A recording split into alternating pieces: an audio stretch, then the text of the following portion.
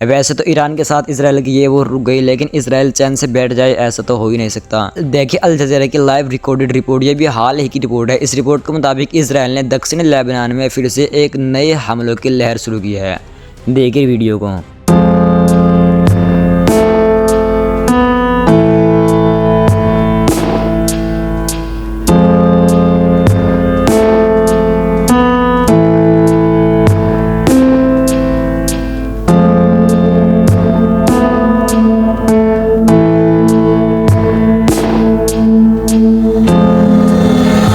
और इसराइल ने लेबनान में टायर के उपनगरों के लिए वहां के लोगों को धमकी दी है कि तुम जल्द से जल्द ये इलाका खाली कर दो।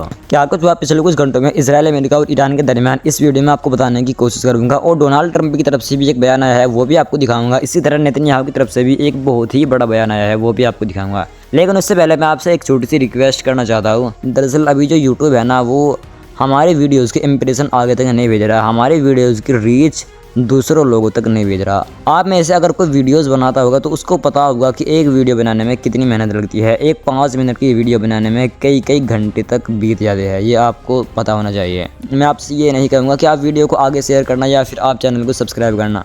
बस मैं आपसे एक बहुत छोटी सी रिक्वेस्ट करना चाहता हूँ। आप सिर्फ 2 सेकंड का अपना टाइम निकाल कर आप इस वीडियो के ताल्लुक से अपना एक छोटा सा कमेंट जरूर से कर देना। होता क्या है, जब आप कमेंट करते हो तो यूट्यूब उस वीडियो का इंप्रेशन आगे तक भेजता है, यूट्यूब उस वीडियो की रीच आगे तक भेजता है। वरना अगर आप लोग कमेंट नहीं करोगे, आप लोगों का उस वीडियो पर कोई रिएक्शन नहीं आएगा, तो शायद यूट्यूब उस वीडियो की रीच आगे तक ना भेजे। फिलहाल बहुत छोटी सी रिक्वेस्ट है, जब तक मैं आपको खबरें बताना शुरू करूँ तब तक आप अपने हिसाब से कोई भी एक कमेंट कर देना। सबसे पहले आप इस रिपोर्ट को देखिए। रयान रोजबियान ने ये एक लीक्ड रिपोर्ट का टाइटल लगाकर इस रिपोर्ट को बता रहा है। इसने बताया कि ये एक रिपोर्ट लीक हुई है। इस लीक रिपोर्ट से पता चलता है कि ईरान पर आक्रमण करने के लिए अमेरिकी पैराट्रूपर्स ने गुप्त रूप से इजराइल में तैनाती की थी।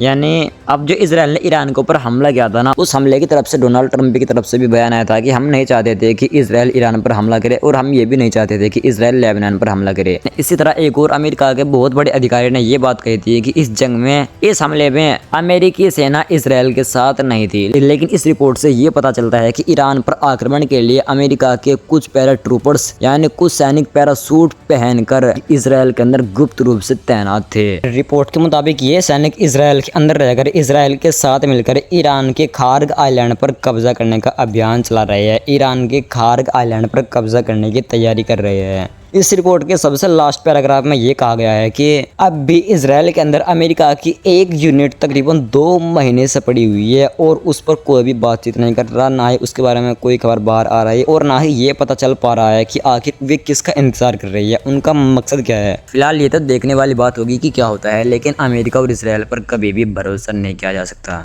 ईरान के सर्वोच्च राष्ट्रीय सुरक्षा परिषद के सचिव मोहम्मद बाकर जुल्कतर, इन्होंने कहा कि अगर वाशिंगटन और तेल अवीव, अगर इसराइल और अमेरिका मिलकर ईरान के ऊपर फिर से हमला करते हैं, फिर से कोई गलती करते हैं, तो इस बार वे पूरे क्षेत्र को जहन्नुम बना देंगे। यानी बात वही है, भले ही ऊपर ऊपर डील चल रही हो, लेकिन ईरान को फिर भी पूरा डाउट है कि इसराइल और अमेरिका पर किसी भी तरह का कोई भरोसा नहीं किया जा सकता। क्योंकि मैंने आपको वीडियो के शुरुआत में दिखा दिया था, ईरान ने इसराइल पर हमले इसीलिए तो शुरू किए थे क्योंकि इसराइल लेबनान पर लगातार हमले कर रहा था, और अब इसराइल और ईरान के हमले दोनों के बंद भी हो गए। लेकिन उसके बाद भी इसराइल दक्षिण लेबनान पर हमले कर रहा है। दक्षिण लेबनान पर अभी अब से तकरीबन 1 घंटा पहले इसराइल ने नई लहर छोड़ी है। वहीं ईरान के गालिबाफ ने कहा कि हम ना तो युद्ध के लिए प्रतिबद्ध हैं और ना ही हम बातचीत में विश्वास रखते हैं। ईरान के खिलाफ नौसैनिक नाकाबंदी और ज़ायोनी शासन को अमेरिका की ओर से दी गई खुली छूट ने इस क्षेत्र में अमेरिकी ठिकानों और संपत्तियों को वैध लक्ष्य बना दिया है। हमारी सेनाएं हमेशा की तरह कार्रवाई के लिए तैयार है। यहाँ पर भी गालिबाफ ने यही बात कही है कि हम बातचीत में विश्वास नहीं रखते, और अगर कुछ होता है तो हमारी सेनाएं हर तरह तैयार है। वही एक और खबर है जिसमें बताया जा रहा है कि ट्रंप ने नेतन्याहू से कहा था कि अगर तुम ईरान के साथ फिर से युद्ध छेड़ते हो तो तुम अकेले रह जाओगे, तुम्हें ईरान के साथ इस बार अकेले ही लड़ना पड़ेगा, हम तुम्हारे साथ नहीं जाएंगे। हो सकता है ये बात डोनाल्ड ट्रंप ने इसराइल को कह दी हो और नेतन्याहू ने ये जंग रोक दी हो। वैसे इसराइल पर नेतन्याहू पर इसका शायद कोई असर ना पड़ेगा, क्योंकि इसराइल जानता है, नेतन्याहू ये बात बहुत अच्छी तरह जानते हैं कि अगर ये जंग शुरू होती है, हमारी ईरान के साथ फुल स्केल वॉर शुरू होती है, तो डोनाल्ड ट्रंप को इस जंग में आना ही होगा, अमेरिकी सैनिकों को इस जंग में आना ही होगा। उधर नेतन्याहू ने एक ट्वीट करते हुए बहुत ही लंबा चौड़ा चिट्ठा लिखा, जिसमें उसने कहा कि जैसा कि मैं दशकों से करता आया हूँ, हम अपने अधिकार का सम्मान करते हैं। अगर कोई हमारे ऊपर हमला करता है तो हमको अधिकार है कि हम उसके ऊपर हमला करें। नेतन्याहू ने कहा कि हिजबुल्लाह द्वारा इजरायली क्षेत्र में गोलीबारी करने के बाद मैंने अपनी IDF अपनी सेना को बेरूत के आतंकी ठिकानों पर हमला करने और वहां मौजूद हिजबुल्लाह के गुर्गों को ख़त्म करने का आदेश दिया। फिर हमने ऐसा ही किया। इसी तरह ईरान द्वारा इसराइल पर हमला करने के बाद मैंने IDF को पूरे ईरान में सैन्य और आर्थिक ठिकानों पर हमला करने का निर्देश दिया और वहाँ पर भी ऐसा ही किया। फिलहाल हम हमले रोक रही है क्योंकि तेहरान में आतंकी शासन पर हमले के बाद उसने हम पर हमले बंद कर दिए हैं। अगर ईरान का आतंकी शासन दोबारा हम पर हमले करने की कोई गलती करता है तो हम उसे ज़बरदस्त बल से जवाब देंगे। वैसे तो इस चिट्ठे में और भी बहुत सारी चीज़ें कही गई है, लेकिन जो मोटी मोटी चीज़ें हैं मैं आपको बता देता हूँ। आगे बेंजामिन नेतन्याहू ने कहा कि ईरान और हिजबुल्लाह पहले से कहीं ज़्यादा कमज़ोर हो चुके हैं और हम पहले से कहीं अधिक ज़्यादा मजबूत हो चुके हैं, लेकिन उनके खिलाफ हमारी लड़ाई अभी ख़त्म नहीं हुई।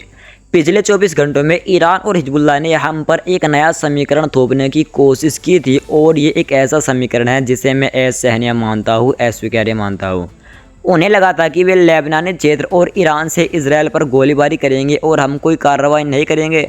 ऐसा नहीं हुआ, बल्कि हमने भी उन पर हमले किए जैसा कि उन्होंने हम पर हमले किए। ऐसा कभी नहीं हो सकता कि वो हमारे ऊपर हमले करे और हम उनके ऊपर ना करें। और नेतन्याहू ने अगली लाइन में कहा कि मेरे रहते तो ऐसा हो ही नहीं सकता। नेतन्याहू ने इस ट्वीट में एक बहुत ही इम्पोर्टेंट बात ये भी कही कि अगर हम ईरान पर बड़े लेवल के हमले ना करते तो आज हम जहाँ है आज हम वहाँ नहीं होते, क्योंकि ईरान परमाणु बम बना लेता, न्यूक्लियर बम बना लेता और फिर जाहिर है कि वो इसराइल के खिलाफ उस न्यूक्लियर को यूज़ कर सकता है। आगे नेतन्याहू ने कहा कि मैं फिर से प्रतिज्ञा लेता हूँ कि ईरान को कभी भी न्यूक्लियर पावर बनने नहीं दूंगा।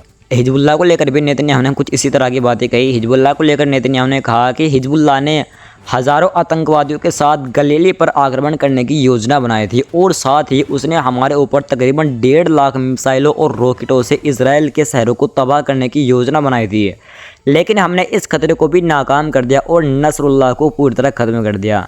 और मैं आपको बताना चाहूँगा, हमारे वीर लड़ाके यानी IDF हिजबुल्लाह के टुकड़े टुकड़े कर रहे हैं। अगर ये हिजबुल्लाह को टुकड़े टुकड़े कर रहे होते ना तो इनके पास फोर्स की इतनी कमी ना पड़े थी।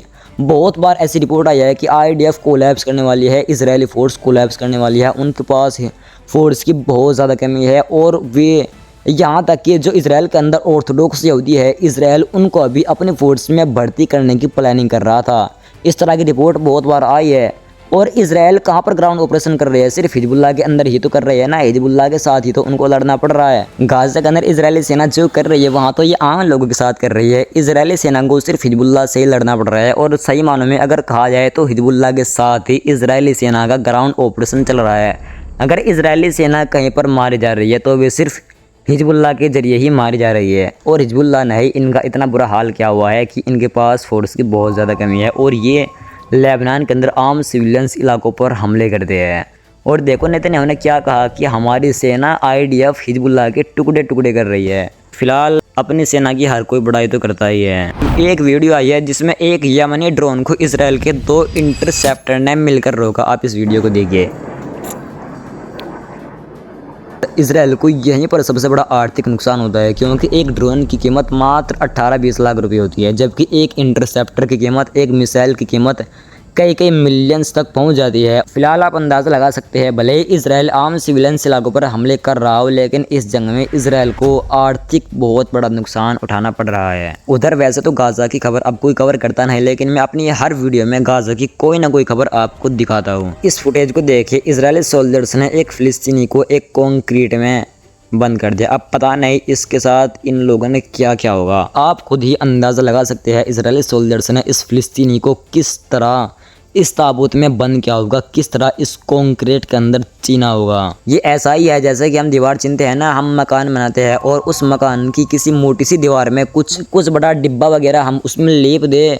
कुछ इसी तरह इजरायली सोल्जर्स ने इस फ़िलिस्तीनी के साथ किया हुआ है। ये तो अल्लाह जाने या इजरायली सोल्जर्स जाने कि इन लोगों ने इसको मुर्दे के साथ ये किया है या फिर जिंदे को ही इस कंक्रीट के अंदर लीप दिया है। वहीं दुनिया भर के बहुत सारे देश परमाणु हथियार बनाने में परमाणु हथियारों पर अरबों खरबों डॉलर खर्च कर रही है। पिछले साल की रिपोर्ट आई है 2025 में तकरीबन दुनिया ने 119 अरब डॉलर परमाणु हथियार पर खर्च किए हैं और इनमें से सबसे ज्यादा अमेरिका ने खर्च किए हैं, जिसने केवल अकेले ने तकरीबन 69.2 अरब डॉलर खर्च किए हैं। यानी कि दुनिया के तमाम देशों को मिलाकर भी इतना खर्च उन्होंने न्यूक्लियर पर नहीं किया जितना कि केवल अकेले अमेरिका ने 2025 में न्यूक्लियर पर खर्च किया है। एक ही साल में अमेरिका ने न्यूक्लियर पर खर्च में तकरीबन 22% की वृद्धि की है। यानी कि इस साल अमेरिका ने पिछले साल की कंपैरिजन में 22% अधिक पैसा खर्च किया है न्यूक्लियर पर। इसी तरह चाइना ने 7% की वृद्धि की है, रूस ने 6% की वृद्धि की है। इसी तरह ब्रिटेन भी 12.6 बिलियन डॉलर के साथ रूस को पीछे छोड़ते हुए तीसरा सबसे बड़ा खर्च करने वाला देश बन गया है। सभी प्रमुख शक्तियां अधिक से अधिक खर्च कर रही है, लेकिन अमेरिका उन सबको मिलाकर भी उनसे ज्यादा खर्च कर रहा है। ये वही अमेरिका है जब खुद से इसने न्यूक्लियर बना लिया तो दूसरे देशों को ये न्यूक्लियर रखने पर नाजायज ठहराता है कि ये दुनिया के लिए हानिकारक है, ये आम लोगों के लिए बहुत बड़ा खतरा है।